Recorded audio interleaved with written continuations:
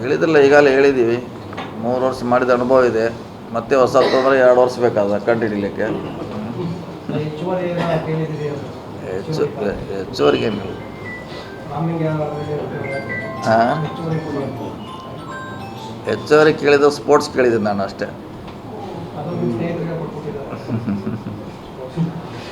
Sports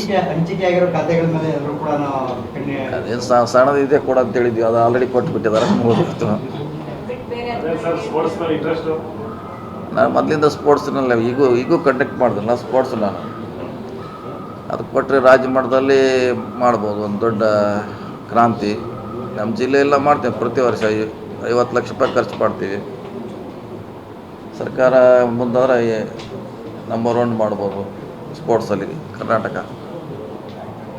ಕೇಳಿದ್ದೆ, ಹಿಂದೂ ಕೂಡ ಕೇಳಿದೆ ನಾ. ಯಾವಾಗ ಒಂದು ಸಾರಿ ಧರಮ್ ಸಿಂಗ್ ಸರ್ಕಾರದಲ್ಲಿ ಇದ್ದೆ, ಅವಾಗೂ ಸ್ಪೋರ್ಟ್ಸ್ ಕೊಡಿ ಅಂತ ಕೇಳಿದೆ ನಾನು. ಅದು ಒಂದೇ ಕೊಡೋದು ಕೇಳಿದೆ. ಹೆಚ್ಚುವರಿ ಇಲ್ಲ, ನಾವು ಯಾವುದು ಡಿಮಾಂಡ್ ಮಾಡಲ್ಲ, ಯಾವುದೂ ಇಲ್ಲ. ಇದು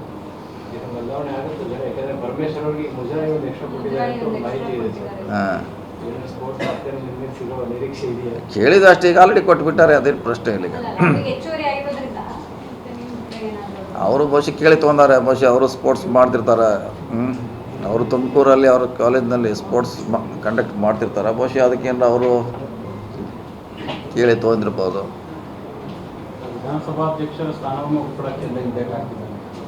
ಇಲ್ಲ, ಕೊಟ್ಟರೆ ತೊಗೊಳ್ತಾರೆ. ಇನ್ನೂ ಕಾಲ ಬಂದಿಲ್ಲ.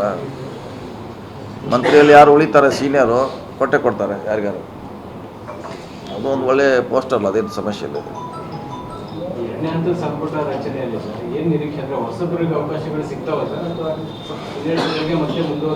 ಗೊತ್ತಿಲ್ಲ. ನಾವು ಇವತ್ತು ಪತ್ರಿಕೆಯಲ್ಲಿ ನೋಡಿದ್ದೀವಿ, ಹೊಸದೇನೋ ಕೊಡಲಿಕ್ಕೆ ಹೈಕಮಾಂಡ್ ಸೂಚನೆ ಮಾಡಿದೆ ಅಂತ ಇದೆ. ಹೊಸೊಬ್ರಿಗೆ ಕೊಡಬೇಕು, ಬಿಲೋ 50 years ಅಂತ ಏನೋ ಹೇಳಿದಾರಂತ. ಬಳಸ್ಕೋಬೇಕು. ಅವ್ರನ್ನೂ ಹೇಳಿದ್ರು. ನಾನು ಫಸ್ಟ್ ಟೈಮ್ ಆದ್ರೆ ಕೊಟ್ಟು ತಪ್ಪೇನಿಲ್ಲ, ಅವ್ರನ್ನೂ ಬಳಸ್ಕೋಬೇಕಂತ ಹೇಳಿದ್ವಿ.